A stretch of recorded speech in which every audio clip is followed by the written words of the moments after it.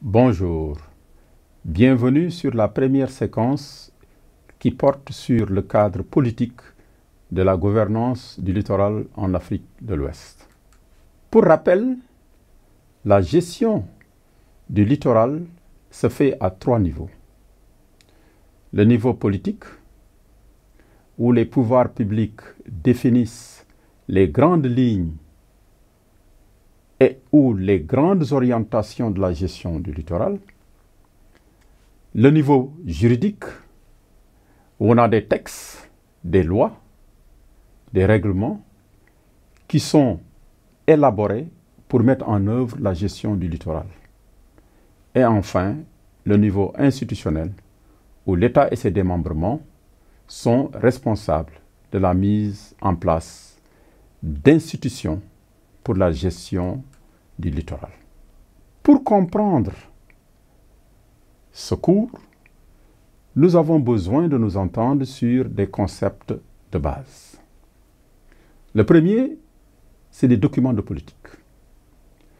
C'est un document qui présente la vision, les objectifs et les actions et activités à venir d'un gouvernement afin de mettre en œuvre une priorité ou de répondre à un enjeu considéré comme étant majeur. Le concept stratégie, c'est un ensemble d'actions coordonnées, d'opérations habiles et de manœuvres qui visent à atteindre un but bien précis. Quant au concept programme, c'est une série de projets dont les objectifs réunis permettent d'atteindre un objectif global au niveau sectoriel, national et international.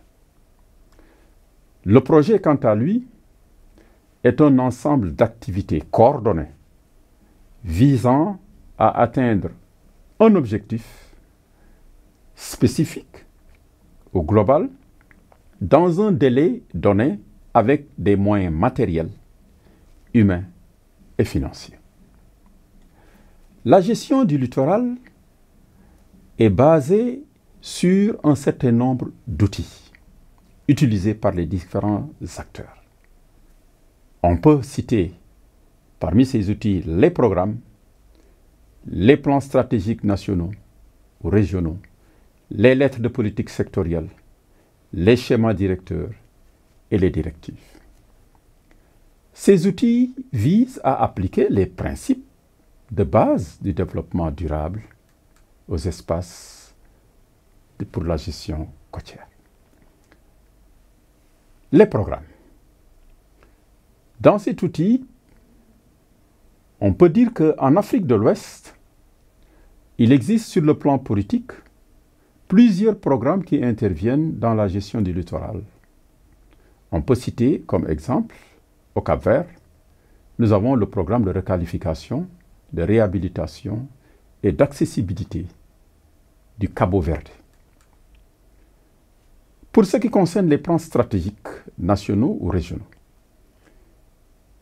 ici, on peut citer les plans régionaux existants pour la gestion du littoral ouest africain.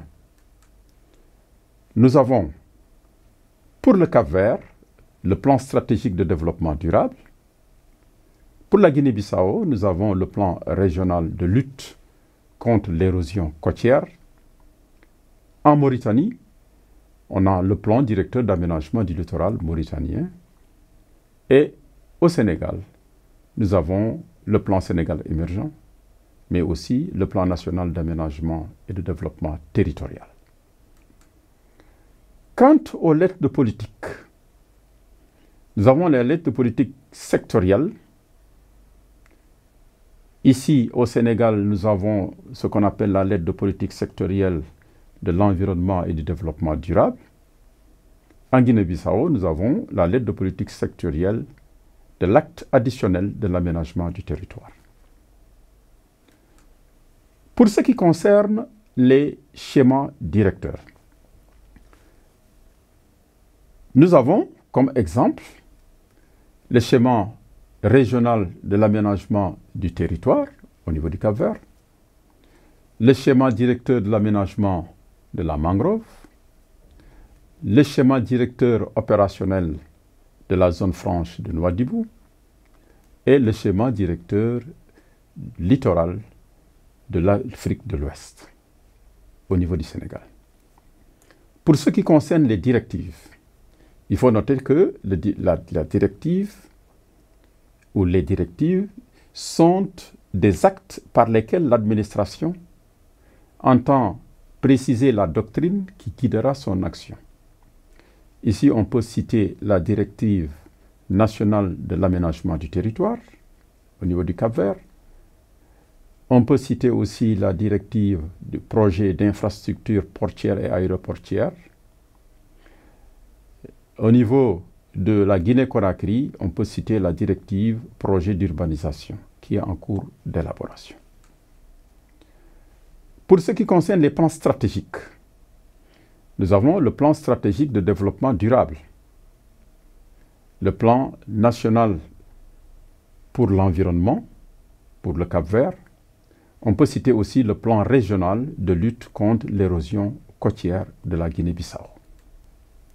Le plan directeur d'aménagement du littoral mauritanien peut être aussi cité, de même que le plan Sénégal émergent au niveau du Sénégal, qui constitue le plan sur lequel la politique de l'État s'articule.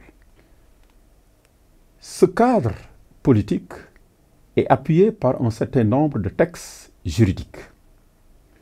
Ensemble, ils forment ce qu'on appelle le cadre juridique de la gestion du littoral, qui sera abordé dans la séquence suivante. Ainsi, nous vous souhaitons une bonne continuation.